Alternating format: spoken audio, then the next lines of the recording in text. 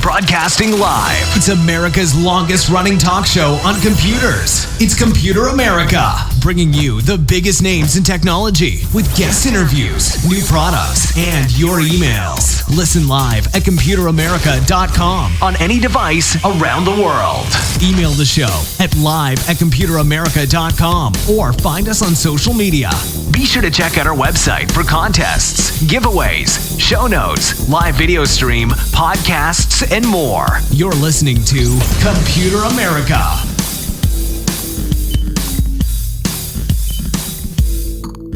Hello and welcome into the Computer America Show. We are the nation's longest running, nationally syndicated radio talk show on computers and technology. Thank you for joining us. I'm your host, Ben Crossman, and everyone out there, hopefully you're doing well and you are staying safe, staying indoors, and otherwise, hey, just having a good time with it. So today on the program, second Friday of every month. There we go. We have, of course, Ralph Bond scheduled, and he's here joining us, and we are so ready to talk about all the great stories that he finds over the course of the month. And, I can tell he put some emphasis on, trying to make sure that he has a good mix of, obviously, as you may have noticed over the past month or two, everything's been COVID-19, but we have some non-COVID stuff. We have some, COVID stuff, but all of it is going to be good uplifting as much as it can be, and it's just gonna be a lot of fun. So everyone, before we get started, computeramerica.com, that's where you'll find everything, including show notes. You'll find past shows, future shows. You'll find everything that you need to know at computeramerica.com. We'll have the show notes up after the program. We also, if you head there, you'll find the video portion of the show, which, if you do that, you can follow along, see myself, you can see Ralph, you can see the stories. We'll play videos when we can, stuff like that, and, it'll be a lot of fun. So, we'll be doing all of that, and let's see, we'll have articles, reviews. We're actually working on a review for Lutron, and we had them on the show, and they sent over a bunch of products, and we're going to check that out. But there's always new stuff happening on our website, and we highly encourage you to check it out whenever you can. So with that being said, I think we're going to go ahead, jump into this. Find us on social media, myself, Ralph, any of our guests, and on top of that, let's go ahead, just introduce them. So as I said before, Ralph Bond has been a longtime contributor to Computer America. He was with us during his Intel days, with us during his Autodesk phase, and he's here with us now in a brand new phase as our science and tech trends correspondent. And he's always a lot of fun to talk to, and I'm more than happy to have him. So Ralph, how you doing? Welcome back on. I'm doing great. Oh my gosh, think of everything that's happened in the months since we last talked and shared with everybody. I'm blown away. My heart is breaking on one hand, and on the other hand, alluding to what you were saying a moment ago, I'm so excited and so encouraged by what the scientific and medical science community is doing like crazy right now to help out with this situation. So dark times, but there is some silver lining. And think about this too, Ben. Think of all the innovations that our scientists around the world are working on to battle this horrible virus, the lessons we'll learn, and how we'll be better prepared, God forbid, if we have to face another horrible virus down the road. So, it's a mixed bag. It's definitely one of those things where in trying times, like when this whole thing started, I was like, there are certain things in society that just have to happen, and I'm thinking big events that everyone looks forward to, things like March Madness and giant events, and in fact just almost the entire economy has kind of taken a little bit of a break, like a 2 or 3 month hiatus. And I thought that society is just going to, it's so big, you can't bring the whole thing to kind of a shutdown, but at the same time, I've been so impressed that, so many, and obviously we focus here on America, but people all around the world have taken upon themselves to say, I may not be the most vulnerable, and, as a community, I may not be the highest risk, but for everyone's safety, for everyone's sake, I'm going to stay home. I'm going to, kind of take the hit and, just kind of help everyone out. It's been really impressive to see everyone working together, even if that working together for the majority of people is just staying home. Yeah. Yeah, you're right. It is. That's part of the silver lining or the encouraging part of this dark time we're in. So, again, that mixed bag, plus and minus. Absolutely. And of course, I'm sure that you ran into this as well, that with this entire slowdown that I was just talking about, man, it's been hard to find, kind of guests and topics to talk about here on the show because, all the companies out there that would normally be putting out products and video games, and everyone's just kind of, they're staying at home. So it's hard to find, first of all, not just uplifting, but really any news that isn't, just something strictly related to coronavirus. But you have done a good job, like I mentioned earlier, and you have a number of these that include robotics and science and construction and and high technology. Really, it's exciting. So before we get started, everyone out there, let's talk about what it is you try to do as our science and tech trends correspondent here on the show. You got it. So every month, what I do is look for stories that I feel are exciting, uplifting, positive, because we've got plenty of negative news in this world, right? Mm-hmm. So I look for things that are encouraging, that'll help move medical science forward, general science forward, computer science and technology forward. And sometimes if there's a particularly innovative product, I might highlight that too, but it's more generally stuff that's in the research phase, things that indicate where we may be going in the future. So that's my thing. And I compiled those stories. And Ben, by the way, one thing that I just got an email today, I'm an Amazon Prime member or user. Maybe you are too. I think most people are, yeah. Well, yeah, I guess so. Anywho, I got this email and it said, "Oh, Ralph, you're a Prime subscriber. Guess what? Your Prime subscription now includes a Prime, quote unquote, Twitch game package of sorts." And, I just got that email. I just clicked on it. I just looked at it, said, "Hey, each month we'll offer a few free games for you to play on your PC or what have you." And, I thought to myself, well, is this one of these deals where if I say yes, then they're going to want to charge me after 30 days for a Twitch membership? I'm not clear about that. And I don't want to take a lot of time on this, but it sounds like maybe you know more about this than me because it's just come to my attention today. Twitch Prime is something that we haven't really talked too much about it, but Twitch is, for those of you who don't know, it's actually how we utilize the video portion. We found it to be very reliable because Amazon, it turns out they run like 60% of the internet, and we found it to be the best platform for a reliable service. And Twitch Prime itself, if you are an Amazon Prime an Amazon Prime subscriber, every single month you get a free subscription to a channel, which gives hey Computer America some money every single time, but also just by being a Amazon Prime subscriber and having a Twitch account.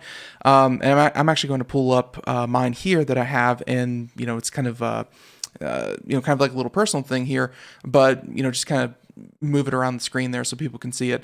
But although people wouldn't really, over here. So stuff like that. And like all these games, and like all these games right here, these are all games that I have access to. And because I've had, Twitch Prime for so long, I've never actually played a lot of these games. I have my own games that I'm really a fan of, but all these games are free. I have access to all of them every single month. They give you 2, 3, 4, 5 free games.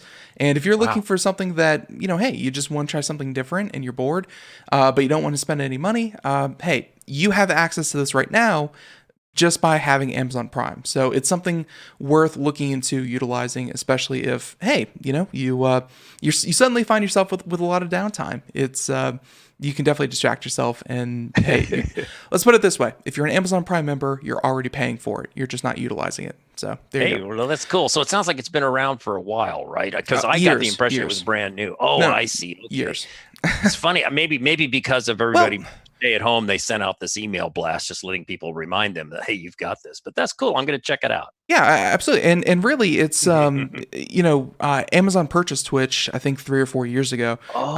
So ever since then they had this this whole video game arm of it. But that goes with Amazon Prime in general, that it's not just like, I think that a lot of people don't use like the free ebooks that they get when they sign up for Amazon Prime. They don't use the free music, the free video. They don't use the free Twitch with the video games and free video games. They don't use, so many people just think of it as a way to get, well, I think 2-day shipping's out the window now with coronavirus. But there's a lot more to Amazon Prime. So if you're paying for it, it's worth looking at some of the other features. Exactly. So there you go. And so with that little side note, of course, Ralph comes on the show, as I said before, cover news stories. And hey, he's got a whole new batch of them. There's like 13 stories, I think 13, 14 different stories that he has here. And let's go ahead and kick it off. Let's start with story number 1. Yeah, let's dive into it. This comes from an outfit called newatlas.com. Story by Nick Lavers, Lavars. The headline, this is what grabbed me, and this is a great example of the kind of stuff I look for. Shape-changing inflatable robot can nab objects and roam on its own. So, Ben, you're knowledgeable about robotics, and I've certainly been following it for a number of years. Soft robotics is a field that's just really so much fun. And whenever it involves air pressure, it usually means you have to have a pump, of course, and you have to have that pump with a power source, and a lot of times that limits your capabilities. And I see you're playing the video right now. It's a really great video. So let me give you the story here. And again, the show notes, folks, come out to computeramerica.com, get the show notes, because it'll give you the links, the pictures, all this good stuff. And if we don't get a chance to cover a story, you'll have more information to follow up on later. So researchers working in the field of soft robotics hope to bring about a new generation of machines that use supple, inflatable components. Scientists at the Stanford University and University of California in Santa Barbara have put forward a particularly interesting solution. I certainly think that's true, showing off an inflatable robot that can change shape, grab onto objects, and roll in controllable directions. Well, here's the key: untethered. And the video, you really need to see the video, because that explains it 100%. According to the researchers, a significant limitation of most soft robots is that they have to be attached to bulky air compressors or plugged into a wall, which prevents them from moving, of course. The basis of the team's soft robot is a single inflatable tube. Now, what you're seeing in the video, if you happen to be watching along with Ben, is a combination of several of these tubes, co-joined to form structural entities, let's say that. So one roller compression device pinches the two ends of the tube together, while another 2 roller compression devices move up and down the tube, shifting their positions to create another 2 corners and produce various forms of triangles. So if you're listening to this without the benefit of pictures or the video, you might be going, huh? You just have to see it to get it. And once you see it, your bells should be going off in your head. Now, the researchers call this an isoparametric robot, referring to its ability to change shape dramatically despite the amount of air inside, and its overall length staying exactly the same. So let me stress this. The air in the tube doesn't change. There's no pump adding or subtracting air, okay? The air is consistent. It's the pinching and contracting that's doing the job of shape changing and configuring it with other fellow tubes to create structures, if you will. Going on with what the article talks about, it says the idea is that you can change the shape of the soft robot by using simple motors to drive along the tubes, the pinchers, instead of using slow, inefficient pumps that are normally used in soft robotics that use air. Now, to cap things off in the recap here of the article, because go to the article to get all the details, but I've given you kind of the greatest hits of the article, right? So how might this be used? The team imagines these attributes could prove useful in disaster scenarios where the robot could make its way through tight spaces into a collapsed building, for example, and then reconfigure into a type of support structure or other service. And the robot could be really useful, I thought this was fun, for space exploration, especially because it can be transported in a small package that then operates untethered after it inflates. So, wow. I mean, this is the kind of uplifting science story that I know you love, Ben, and I think our audience. The only question I have, when it comes to space exploration, I'm not an expert on space, but for inflatable devices, don't you need like air? Isn't space like kind of known for lack of air? I sort of thought about that too, and not only that, but think about the environment in a airless external environment. What happens with pressure differentials and so forth? I mean, there's physics going on there that I question. I wonder about. I'm sure. Yeah. I'm sure when they were talking about space exploration, I'm sure that they meant something like Mars, where we have robotics running around there now, and it does have a very thin atmosphere and things like that. 1/10 the density of the Earth or something like that? Yeah, but I mean, if you could inflate something like that, this could be something pretty useful. Exactly. I'm glad that they gave a couple of potential uses, because as much as I like, challenging the idea of what a robot is, because so many robots, I think people think about, in like a manufacturing setting where they're giant, they're rigid, they're solid, and I think as you've demonstrated on the show today and many other days, the robots of the future are not going to be, rigid or metal only. They're going to come in all shapes and sizes and forms. And amen, brother. And they're not all going to be humanoid. No. Replaced, right? No, and nor should they. I mean, humanoid robots in our world kind of make a lot of sense, because we have adapted doors and cars and so much to fit the human form. But hey, sometimes you just need like an octopus claw to come up and grab something and go away. Form and function trump, kind of aesthetics when it comes to robots. Yep. Yes, absolutely. So, and that one was very interesting. I'm sure that like the prototype that they were showing off at Stanford was kind of blown up, but it was the size of like two people. Like you saw two people carrying it. It was quite big. I'm sure you can make them in all different shapes and sizes. Oh, sure. Yeah. So very cool. Interesting. That's a fun story. Story number 2. And this one, like I've heard about it before a couple of months ago. I had not followed up on it. Looks like they got the input of IEEE since I last, kind of checked in on this one. This one's interesting because of the gentleman behind the project. Yes. I mean, not many 94-year-olds are doing cutting edge leading research. Like, I'm sure 94-year-olds very smart, but at the same time, this gentleman has been in the field and continues to innovate, and it's exciting for a number of reasons. So yes, it's inspiring for oldsters like me. I don't think you're anywhere near 94, Ralph. I think you're good. No, I'm only 67. There you go. Only by comparison to this gentleman. That is I'm a youngster. Okay, so let's get the story here. It's from a really fun outfit, Electrek. That's ELECTREK.com. Okay, story by Bradley Berman. The story was posted on the 6th of April. So I thought it was really an interesting story. The headline, EV or electric vehicle battery breakthrough claims are usually bull, but this guy won a Nobel Prize for lithium ion. That's the John Goodenough you're referring to. So claims of a little bit from the story here, claims of a breakthrough in electronic vehicle battery seem to come every week or two, right? It's a very popular topic, as you well know, Ben. However, it's only second, and really, electric vehicles, just battery technology innovation is only second to graphene and the amazing uses of graphene. Yeah. Yeah. The reality, the author says, the reality is that it's not so easy to bend the laws of physics. Gee, no duh. But the latest claim is offered by John Goodenow, and I hope I'm saying his last name correctly. Am I Goodenow? I'm sure Goodenow's pretty, but everyone out there, it is spelled exactly like good enough. That it's spelled exactly like good enough. So I like good enough. John Goodenough. He's more than good enough. Very, very good enough. So yeah, please continue. I'm gonna guess Goodenow. How about that? We'll go with that for now. So Mr. Goodenow, John, was the co-inventor of the now ubiquitous lithium-ion battery. So I think this guy has some credentials. And of course, he was the winner of a Nobel Prize in chemistry for that previous breakthrough. So Goodenow, a researcher at the University of Texas in Austin, revealed a sodium glass battery technology last week. Now, remember, this story was posted April 6th.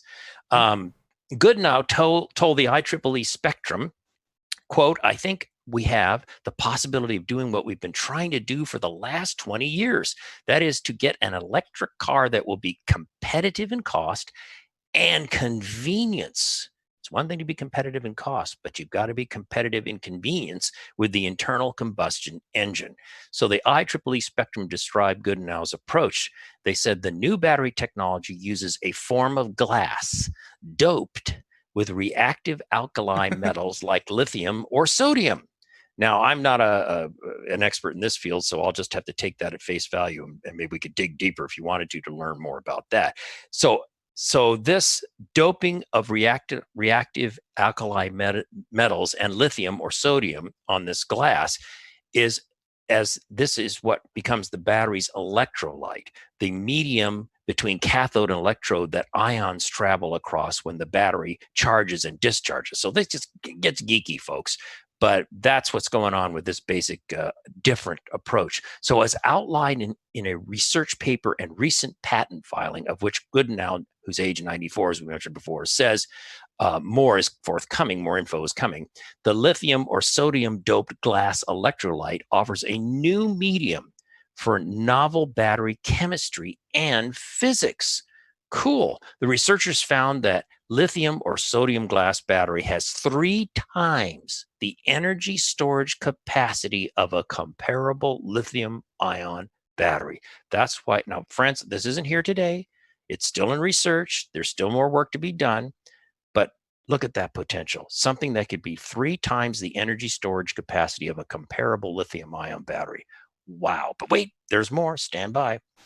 Moreover, Maria Helena Braga, the co-developer of the lithium glass battery with Dr. Goodenow, says it can be charged in minutes rather than hours. Now, they didn't specify the size of the battery they're talking about and so forth, but just the idea that this thing could be charged very quickly. You know, that's one of the major barriers with all electric vehicles is the charging time. If you're out and about and you pull into Walmart and you find a little charging stand, but if it could be minutes instead of hours, wow. Okay. So the sodium doped glass endows the battery with greater energy density capabilities. It works like an ultra fast supercapacitor. And they claim it's safe, has a long life, and can be developed without the strict dependence on lithium as a raw material. More and more benefits here. And then to wrap things up here, because again, I just extract from the articles, folks. You need to go and read the whole article. The show notes will give you that link to get the full story. But here's the ending, the extraction from Goodenow. So he said he's excited, but says there's more to do. He said the next step is to verify that the cathode problem is solved. And when we do that, we can scale up to large scale or large size cells. So far, we've made jelly roll cells, which I presume he means small donut size, I guess. And it looks like they're working fairly well. So he says, I'm fairly optimistic we'll get there. Then he concludes, but the development is going to be with the battery manufacturers. I don't want to do the development. I don't want to be going into business. I'm 94 and I don't need the money. Gotta love this guy. Really concise. Yeah. The entire story is really interesting. And by the way, I have heard about this, and the entire time you were doing that, I was looking into other articles that I had heard of. This one's popped up. I've seen it as far back as 2 years ago, about a year ago. I remember talking about it on the show, 10 months ago, 6 months ago, 2 months ago, which I think is perfect. And I'm glad that you brought it up again, because, it's still in the research phase, still in the laboratory phase. It's still, by most estimates, 2 to 3 years away. But, two to 3 years, not that long. It's very, very good. I'm happy that you brought it up again, Ralph, because, one of the hardest things about battery innovations, like you can have a better battery, but if you don't market it, if people don't know about it, manufacturers don't switch to the technology, it's not going to get anywhere. So people just have to know about this, and then finally when it makes it to production phase, companies have to be willing to jump on board, because if everyone's set up for lithium ion, like they have been for the past 20 years, maybe lithium glass batteries, they might not stand a chance if the marketing isn't there. So John does a good job of that, I got to say.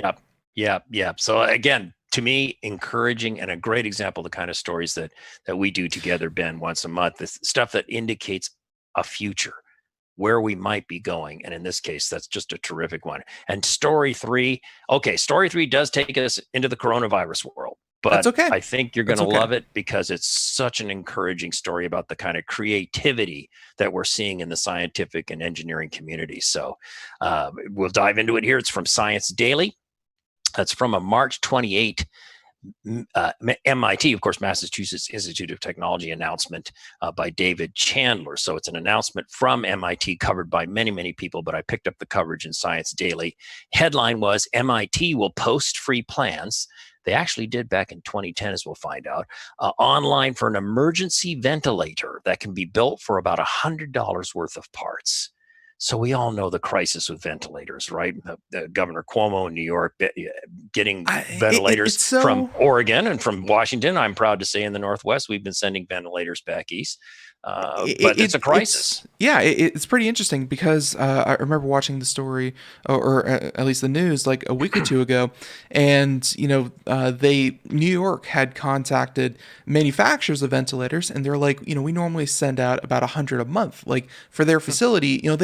They weren't the largest producer, but they were a major producer of ventilators, right. And they send out about 100 a month, to different hospitals all over the world, and suddenly you had New York City alone, or New York State alone, looking for 30 to 40,000. Yes. And you consider like a typical, yearly manufacturing rate of a few thousand. People had to get really creative. And I got to say that, even beyond this story, Ralph, I'm sure that you saw a lot of the stories as well. People with 3D printers and really the maker community, they have been so present in this whole pandemic that they have been, posting blueprints just like this one. They've been making things and handing them out for free. 3D printers, like I remember talking about 3D, Ralph, you were on the show a couple of years ago when 3D printers are like this new 3D printer craze. Are they going to be in every person's home? They're already making an impact, and it's really cool to see. It's very, very cool. So this story, though, again, focuses on a team at MIT. Mm-hmm. The show notes haven't been showing you some great images, and you might recognize the blue thing in the middle there. Again, friends, if you aren't watching this video right now, you go and get the show notes. You'll know what we're talking about.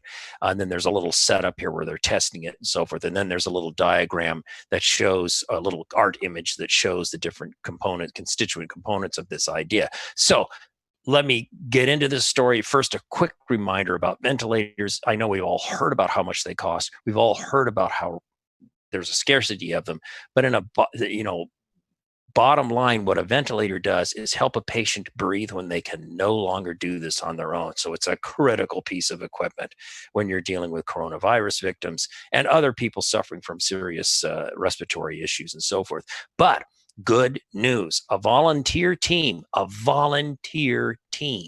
engineers, physicians, computer scientists, and others based at MIT. So this volunteer group is not just exclusively MIT, but brings together people from multiple sources. This team is working to implement a safe, inexpensive, portable alternative for emergency use, which could be built quickly around the world.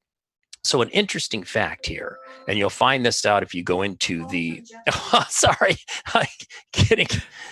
My Alexa here is telling me my son is calling. My wife will pick it up in a second here. Sorry for the interrupt. No problem.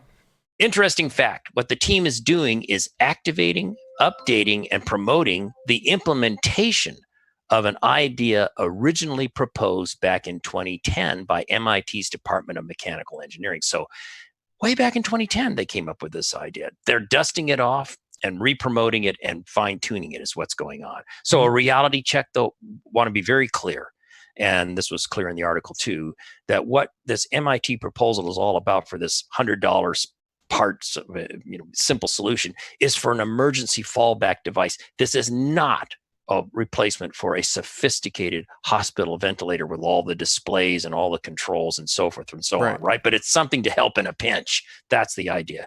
So here's what makes the MIT idea so exciting, this team's idea. The key to MIT's simple, inexpensive ventilator is that their machine is based on using a low-cost, normally hand-operated plastic pouch called a bag valve resuscitator, or AmbuBag for short. Right. You know what? I'm going to unplug that thing because otherwise we're going to get interrupted here. Sorry. Oh, well, I think my wife has got it. And Ralph, honestly, you really can't hear it that much, so I think you're good. Good. Oh, good. Okay, good. I can hear it. I feel bad. No, Anyway, so what it uses is an ambu bag. Now, think about, unfortunately, if you've seen this in person or if you've seen this on TV, the emergency TV shows like 911, a very popular show. You know how the paramedics have that bag that they squeeze and there's the thing inserted into the patient's mouth and they're squeezing to help the patient breathe, right? That's called an ambu bag. And so this machine that they've come up with uses an ambu bag.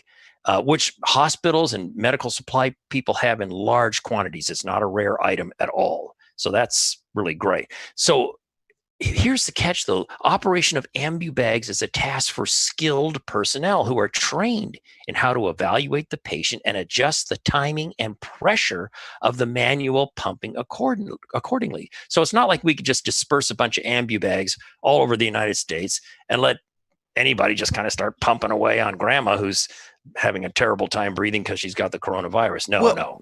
Well, think about it. If you can't breathe for yourself, and imagine like kind of controlling your own breathing, if you feel constantly out of breath, and like it's one thing to be out of breath for like a minute, and someone's sitting there squeezing, but if someone's sitting there out of breath for what feels like hours.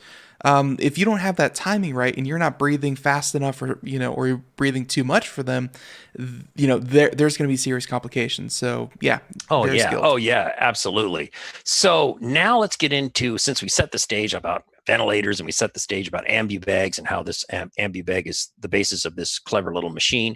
So the clever MIT device places a mechanical paddle, and this is where the show notes with the picture really help explain this. So places a mechanical paddle on each side of the ambu bag. The paddles are driven by a small motor to precisely squeeze and release the ambu bag.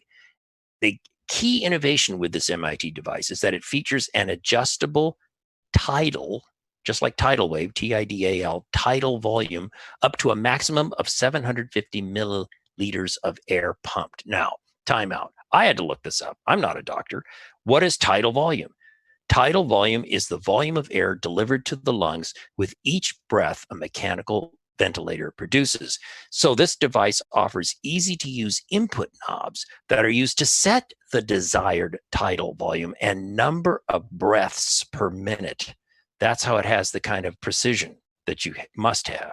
The MIT prototype band also features an assist control mode and an alarm to indicate over-pressurization of the system. So it has this kind of safety feature built in, which is very cool. And then I bet you've been thinking I know because you're a DIY person like I am and fascinated with, people that have their own printers, their 3D printers, all this good stuff. One of the things that came up in the article that was so important, the author wanted to stress is, can any handy do-it-yourself hobbyist make one of these devices? Well, reality check. The researchers emphasize that making this device is not a project for your typical do-it-yourselfers to undertake. Why? Because it requires a full understanding of the clinical technical interface and the ability to comply with strict U.S. Food and Drug Administration specifications and guidelines. So unfortunately, it's not something kids or somebody can do in their basement. It's not that kind of thing, but it's still very important in terms of being democratized and something that can be done with a bit more expertise. Now, the article says that it uses about $100 in parts, but what would the final volume production cost be? Well, the researchers estimate the volume production of this device, parts and labor, would be, about $200, which is stunningly affordable, right? And then the last part here, how are they sharing this with the world? You can see a PDF online. This is the one that goes back to 2010, which I think is so interesting. And it's called Designing and Prototyping a Low-Cost Portable Mechanical Ventilator. The link is in the show notes here. And you can, and one last thing. Some other notable things. You were mentioning this with people doing it yourself. Dyson, the famous vacuum cleaner genius, right? Yeah. Dyson has been working on a ventilator. If we have time, I have a story at the very end that we might get into that if we have time. And even Mercedes F1 in Europe have been working on this. And there's even been some talk as a last, and I want to stress last ditch effort, using good old CPAP machines. These are the machines for sleep apnea, like the one I get to wear every night. But CPAP machines help keep you, inflated and breathing and so forth. Because the CPAP, what happens for CPAP people like me is you cannot breathe for a long period of time without it. And it makes sure that you're still breathing and not going into some kind of emergency state. Right. So it's possible CPAP could help in a real pinch. The problem with it is your CPAP can have, if you dislodge the mask or the nose pillow, it can emit air which could forcefully disperse the coronavirus in your air. So not a great thing, but it's something that some people have talked about. So fun story. I know it took a long time to go through this story, but I just salute to MIT and their crew. First of all, for having the thoughtfulness 10 years ago to think about this, and then to dust it off and try to help the world with reintroducing this idea now. Oh, yeah, and absolutely. And by the way, just real quick, you have a note in here as well. Kex, I believe that's the the other radio program that you that you contribute to. And what was the reference that you had there? Like, I'm sure that you talked about the exact same thing. Oh, yeah, basically, yes, because I just had a posting there of the PDF from the team. So I got you. It was just a reference to the audience at the KEX folks and so forth. Yeah, KEX Radio is a AM news station here in the Portland, Oregon area. And I've been for, almost a year now doing science and tech stories for them. Very short. It's almost like you enjoy doing this kind of work. Yes, little 8-minute segments for those guys once a week. So that's fun. And by the way, I went out there. I was actually, kind of turned on to this by, someone who listens to the show. And this is about the maker community, 3D printing and things like that. I'm not sure that you've seen this, but we're going to put it up here on the video portion so you can kind of see it here. This is one version. Here's another one. And I think this one actually comes with the 3D printer files, so you can download them and print them out. But what these are, for anyone out there, think of them like face masks. They're completely made out of plastic, and the two little circles on either side, Ralph, and maybe your wife has the cotton pads that you use for like makeup removal and things like that. The little circular cotton pads. I know what you're talking about. Yeah. So it's better than nothing, but you can screw these two circles off, and you can replace the pads, and those act as your filters for masks. And it's reusable. It's there's a shortage of N95s, but even the government guideline is not that every single person needs an N95 mask. They just need some kind of covering for their face, and this is something that 3D printers can do today. They've been handing out these these for free, and anyone can go out, download them, check them out, and that's great. Here's a little diagram of it. It's pretty darn cool what you can do with these printers, and obviously ventilators, another great use of 3D printers. Face mask, another great one. Wow, they're coming in handy. It kind of makes me like, I'm not that much of like I want one because I feel like it could be helpful in situations such as these. It's pretty interesting. So there you go. It's very interesting. Just another example of how 3D printers can help. So story number 3. Hey, folks, we are 3 stories in, about 40 minutes into the show.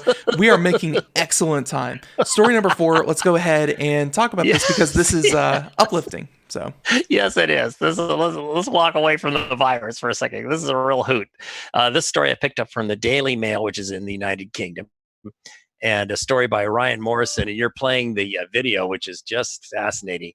The article, by the way, well, let me introduce the story. So singer-songwriter robot can write own lyrics after studying musical greats. So the article kind of emphasizes the lyrics and that aspect of music. But what's really intriguing is what Ben was just playing, and you could hear a little bit of the audio there, moments of it actually playing the xylophone here. An unbelievable. You watch this video, it's spook cool. But anyway, let's get into the story. I love this first line in the article from the author. It says, Bot Dylan, Bot, B-O-T Dylan, like instead Bob Dylan, yeah. Bot Dylan. That's so funny. Singer-songwriter robot called Shimon. I try to figure out how he pronounced that, like Shimon Peres, maybe, I don't know, called Shimon, can write its own lyrics after studying tens of thousands of words penned by musical greats. Developed by the researchers from the Georgia Tech Center for Music Technology. Music technology, you gotta love that. Georgia Tech Center for Music Technology. The robot collaborates with human musicians and even has an album coming out in the spring. So I haven't gone out to see if that album's out there yet or not. That's kind of cool. The robot was given a data set of 50,000 lyrics covering all genres, including rock, hip hop, jazz, and progressive music as part of its songwriting education. As well as writing the lyrics, the robot can sing them. Now, the video doesn't have him singing, and dance while performing with his band made up of Georgia Tech students and researchers. Professor Gil Weinberg, creator of Shimon, the robot, said he works with humans, meaning the robot, to create music. They are a mixture of songs made by human and robot together, collaborating. So when Shimon the robot sings the songs, he really does sing. And I wish this video had the singing part. It does not. He has a unique voice created by collaborators at the Pompeu Fabra University in Barcelona and involved creating an artificial intelligence voice trained on hundreds of other songs. Note, as I said at the outset, the article focuses on lyric writing and the singing, but not the playing of instruments. So this thing does more than everything we just described in the article. It's a fun video to watch, isn't it? I love the way the little robot's head turns to look at the pianist to kind of get the cue, and then he kind of bops his head with the bops his head with the tunes, head banging. Yeah, and of course, and Ralph, unfortunately, I don't think you can hear it, but the people listening to the video portion, you can hear the robot player, and of course, I think the coolest part about this, like, it's not just about music. And actually, I'm gonna turn it down just a little bit, but it's not just about like music created by a robot, but it's that you could have that active collaboration. It's that people are actively playing, and the robot will follow along and adapt to it. Yeah, I know. Isn't that something? What does this mean for music in the future? That you can, if you're an individual who doesn't want to form a band, but you want to, kind of have the benefits of a band, could you, kind of not hire, but, could you have a virtual band to back you up? Yeah. Well, and what comes to mind is everybody knows James Taylor, the famous singer, composer. A lot of times, gosh, years ago, he would sit on stage on a stool, himself, guitar, microphone for his voice, and then a big tape player. I kid you not, reel to reel. And he would foot activate it, and he'd have pre-recorded like vocal backup and drums and all that kind of stuff, and kind of create like a band for himself to back him up in a very simple portable solution. To your point, Ben, imagine you're a solo artist and you could have a band of robots. Now, it's not great for musician employment and so forth. I get that. I get it, but it's possible. And it could be pretty darned interesting. So imagine a world where maybe you can rent these robots, put them together. Maybe you're a school music program and you lack certain instrument players that you desperately need, and the kids aren't there to do it. Well, maybe you could rent a robot. I don't know. It's being silly, but there's all kinds of possibilities. Way back on the first story, we talked about how robots of the future are going to be, they're not going to be rigid. They're not going to be that kind of thing. And I don't think people associate technology, robotics, that kind of thing. I don't think they associate that with the creative side of humans. I know that when we talked about futurism here on the show with you, Ralph, we always talk about that, robots are going to take over the mechanical side of life. They're going to be our drivers. They're going to free up humans to be creative. Turns out that humans are kind of freeing up robots to be creative. It's wow, that's an interesting way of turning the topic. That's fun. They're definitely going to be in all aspects of our lives. And I'm going to start kind of going through the next couple of stories and kind of see what we want to pick out. But story number 5, though, I know that Ralph, obviously Autodesk, yes, it's construction has been a big part of your technology career and background. Yes. So I always like to squeeze a few of these in whenever we can. So story number 5. Story number, and we can pop through this one pretty quick to go on to some other stories too. But this comes from a magazine, an online publication called ConstructionDive.com. And it was content from a company called Tenna, Tenna, headline, 5 construction innovations bridging the labor shortage gap. So actually, the article you can read about talks about what I think everybody knows. There's a terrible shortage of skilled labor for construction in the I United actually did not know States. that. I did not know that until this article. It's incredible. I mean, if you want a job, you've been laid off, you want a job. Of course, a lot of construction shut down in this coronavirus era, but be that as it may, 2 things. Skilled labor, plumbers, electricians, HVAC, you name it, any of that sort of basic bread and butter construction sort of stuff. You get training in that, young man or woman, and you will have a job. Interesting. Next layer, if you want to go high tech, that's the world I came from at Autodesk in the architecture, engineering, construction group of Autodesk. If you want to apply your love of computers and computer graphics and design and so forth, and want to go into the construction and architectural design field through computer software and so forth and virtual reality and you name it, you can do it and you will have a job.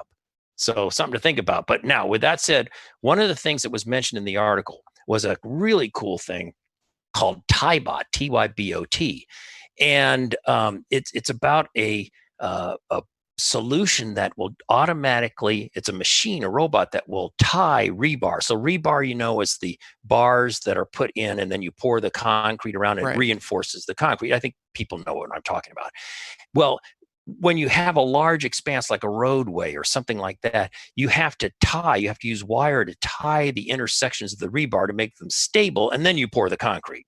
So what they've got here in this story actually segued off to a story from Construction Equipment magazine about Tybot, and we've got a video there, and we've got a picture and all this kind of good stuff, just to show you how people are thinking about using advanced robotics in a field like construction to save tons of money and to speed up construction and free the workers to do more value-added things than just sitting there repetitiously tying rebar together, one after the other. There's the video. That's a perfect example. Mm-hmm. So isn't that fun? That's kind of interesting. Could help accelerate bridge construction, roadway construction, you name it. So I just wanted to share that with everybody. Again, it's from an outfit called Tybot, Tybot.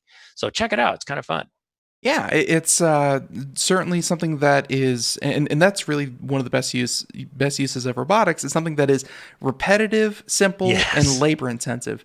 If you don't have a crew of 5 people running around breaking their backs and tying rebar, hey, those 5 people can be pouring the concrete. They can be developing something else. Exactly. It's not even about laying people off and reducing your labor force. No. It's about more effectively, because Ralph, I'm sure that you have followed the state of the infrastructure in the United States. I'm sure that that's come up once or twice in your studies. Yeah, there's no end of bridges or roads or places that we need to fix here in the country. So there you go. Yeah, so fun little story, kind of a niche thing. I get it, but fun. Absolutely. So another one that I was looking at was story number 8, and this is something something that I think with a lot of people out there, obviously, parts of the economy have really slowed down, such as consumer spending, to a certain extent. And this is something that we found out was that a lot of people are now turning to online, and IKEA in particular has been really, because you can't really go into an IKEA showroom, they've been really beefing up having people shop from home. And I think this is one of these things that they've been really developing. So. Oh, yeah. This is a fun story for so many reasons. So this comes from TechCrunch, a story by Ingrid London. And the headline, IKEA acquires artificial intelligence imaging startup Geomagical, love that name, Geomagical Labs, to supercharge room visualizations online. Is what they're talking about. Again, if you have the show notes, you have a link, we have a video. The video is okay, but I don't think it really gets the impact, in my opinion, as well as it could. But here's the deal. Some extracts here from the article. IKEA, the Swedish home furnishings and decor giant, was one of the first to launch augmented reality applications. I didn't really realize that. That's pretty interesting. To your point earlier, Ben, partnering with others to develop smart home devices and launching a business unit to build that out further. So they actually have a dedicated business unit to this purpose. And IKEA is investing in relevant startups and even picking up of logistics startups to expand its reach. Now, IKEA has acquired Geomagical Labs, an artificial intelligence imaging startup based out of Mountain View, California. So Silicon Valley company. Geomagical Labs has not had a lot of fanfare, but quietly it's been developing a number of computer vision based technologies. Here's where it gets fun. Its first product, which allows a user to quickly scan a room using any smartphone, render that into a panoramic 3D picture in a few minutes. That's cool, but wait for it. Then remove all the furniture in it. Ding, ding, ding, ding, ding. That's impressive. And then, in the words of Geomagical's founder and CEO Brian Totty, Totty, play dress up by adding new items to scale in the image. So the part that just made me stop in my tracks, Ben, and why I wanted to share it is the ability. Yeah, it's great. You can do a panoramic view of your room. That's groovy. Great. You can turn it into a 3D thing. Wonderful. But remove all the furniture in it. It's got the smarts to say, okay, there's a chair, there's this, and it's smart enough to remove that. And so that you can then take IKEA objects and scale them and insert them in the room and move them around and go, oh, I think that couch might look good there. Oh, yeah, that looks great. Or no, if I turn it this, wow. That's a wow to me. I would love to see that demonstrated. It's certainly something that uses obviously machine learning, and we've seen this with other video editing. I guess the impressive part is that before you would need a team of people to do it in kind of After Effects and to be able to do it in real time. It's certainly impressive. But essentially what it's doing is they've trained the software to recognize this is the floor, this is the wall, this is the window, this is that.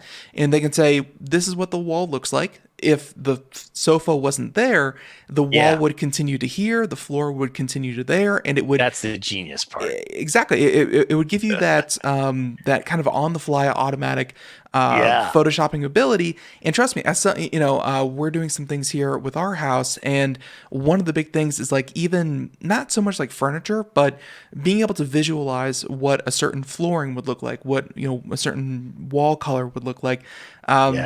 I know that IKEA is working on it. I know that Lowe's and Home Depot, two of the biggest home improvement stores in the U.S., are working on it. Really, Ralph, and I'm not sure if you're a big Snapchat user, but I think people are getting more warmed up to the idea of these kind of Snapchat filter-like things. It's just super easy. You just kind of pick up your phone, point your camera, and everything kind of goes along with it. So, oh gosh, yeah, it's all a perfect combination of technologies. Our smartphones now have such great cameras, so sophisticated. Now you can marry it up with this kind of approach and technology, and a retailer like IKEA, salute to them for taking the lead on something like this. I would just love to see that bit where you take the picture of the living room, and then I wish the video showed how it just erased the existing furniture. Yeah. Then show me how I can put the IKEA stuff in. That's the part that wasn't in the video. Yeah, it's and I'm sure it's because it's not going to be perfect, because it's essentially just copying this set of pixel over this, and it's going to look a little fuzzy. But boy, fuzzy pixels are going to be a lot easier than lifting your sofa. And hopefully it just kind of works. So there you go. Yeah, exactly. All right. So looking forward to some of these other stories, and story number 11, I think that follows what we were just talking about, but it does get into COVID-19 and coronavirus with using technology. And then I think we're going to end on story number 9 that we have up on the screen about, hey, national parks and things like that. Yes, so that's a fun way to end. So 11 story to 9. You got it. Story 11, University of Southern California experts explore new technologies to combat COVID-19. The whole theme about our technology community around the world racing to work on this, based on a USC news release here. Let me give you the essentials. So in response to the coronavirus health crisis, USC researchers have made a hard pivot, adapting labs and lessons learned from treating other diseases to help check the virus and save lives. So they're just, turning the ship around right away and applying themselves in this direction. So among the tools at their disposal, USC scientists and engineers turn to new technologies unavailable during past pandemics. See, we've got new toys to help fight the bad guys. Tools such as supercomputers, software apps, virtual reality, big data, and algorithms are now in play. They are using the tools to find ways to search and destroy the coronavirus DNA, turn smartphones into personal protection devices, and use people-friendly simulators to help cope with the crush of medical cases hitting us right now. 2 examples. So there's many more examples in the article, but I extracted a couple just for fun. 2 examples cited in the announcement. Virtual humans can help doctors and nurses respond. They call it the battle buddy. Virtual human agent can interpret data from wearable devices, analyze language responses, administer psychological assessment questions, and respond accordingly to help deal with coronavirus patients. It could be used to screen sick patients, monitor patient recovery, or help hospital staff answer calls or patient questions. So a virtual human they call battle buddy. Another one here, smartphone apps could monitor symptoms and track COVID-19 spread. USC team has teamed up with a Bay Area company to make a phone app to record and analyze coughs and symptoms and compare it to an individual's social interactions using GPS. It's all about using data from an individual's that becomes a source we can use to help stop the spread of coronavirus. This is this kind of monitoring where people are going and so forth. And some people are a little uncomfortable about from a privacy point of view, but hey, we're at war against the coronavirus. Anyway, another one, in a parallel project, experts at USC Viterbi, I hope I'm saying that right, Viterbi, Viterbi School of Engineering are developing a smartphone app to alert people when they've been near an infected person. That's also a little scary, but interesting. So that's that story, USC. Check it out. Again, much more is in the article. If you want to get the full skinny, get the show notes, go to that link. Yep, and trust me, I think we're going to learn a lot from this pandemic. And privacy Agreed. aside, I think that in the future, our response is going to be data driven, because so many of these stories have come out where it's like, if only we had X system in place, we could have really curtailed this aspect of the virus. So I think one thing we're going to learn about this virus is how to use big data to kind of assist us, because this is awful. Now, speaking of not awful, though, this next one, and I really wanted to highlight this and end it on here. Google and so many other services out there are providing services that, hey, kids are home from school, people may be home bored, and they want to, not just be entertained, but maybe enrich themselves a little bit, because, hey, if you can't get out there and see nature, you might as well, hey, be able to see nature. And that's going to make sense with story number 9. Yes, great. Fun way to end the show here. So this comes from Travel and Leisure magazine, a story about Andrea Romano. Headline, need to get outside during this shutdown? These 5 national parks offer virtual tours you can take from the comfort of your home, and I've done it. It's a lot of fun. Real short here, Google Arts and Culture has teamed up with 5 national parks in the United States so people can enjoy the beauty of the natural world while sitting safely on their couch. These parks feature different climates and environments from across the country, including famous desert vistas and snowy terrains. So the parks in question are the Kenai Fjords National Park in Alaska. I hope I'm saying that right. Hawaii Volcanoes National Park, of course, in Hawaii. Carlsbad Caverns National Park in New Mexico. I've been there. That's fun. Bryce Canyon National Park in Utah, and the Dry Tortugas National Park in Florida. So it's kind of fun. There's information, there's a narration, all this good stuff. It's just, and by the way, the article, if I recall right, also says, hey, don't forget there's tons and tons of virtual museum tours you can do, virtual world site tours you can do, all this kind of great stuff, augmented reality in some cases. So there's plenty of things you can do with your kids that's more than just take your mind off gaming, but actually maybe learning something and exploring the world. Yep, absolutely. And this is definitely a very cool way. And, you can see the videos here. And really, if you have any kind of VR capability, even if it's just like, I know that Chrome has certain features where you can just take a smartphone and put it into, something, get like a VR, something like this, where, I'm kind of navigating it with my mouse. But if you're able to get VR, it would look just so much better. And I wanted to tack on, because we have like 30 seconds here, one more that anyone out there, we added it to our free software page. If you go over to Computer America, tons of free software and resources and things like that. This is explore.org. It's live cams of really, you can sort by really continent, features, oceans, dogs, cats, bears, bald eagles, gorillas, and it's all live streams that are happening right now. If you're bored and you want to check something out, like let's just take like maybe the Aurora Borealis, for example, which is actually daytime there, so that's not a very good one. Yeah, but you can check out all these different live streams all over the planet. And there's very interesting things out there. And hey, including that in the show notes. So there you go. Check out the show notes, those stories and more. Ralph, we didn't get to them all, but we knew we wouldn't. One last time, I want to say thank you so much for being on the show. If people want to find out more information, where do they go? It's super easy. Just point your browser to my name, Ralph Bond, and then look for the link once your browser searches that has a reference to Computer America and KEX Radio. That's the right link. Click that, and then as you can see here, Ben's showing you my page. You can look at the Computer America Show tab and or the KEX Radio tab. And we have the show notes there too for you and all the good stuff. Absolutely. And everyone, of course, on our YouTube channel, you can actually search just for Ralph to find past shows and, of course, all future shows. Everyone, be safe. We'll catch you here next time. Ralph, looking forward to next month. And, hey, enjoy quarantine. Everyone else out there, we'll catch you next time. Bye, everyone.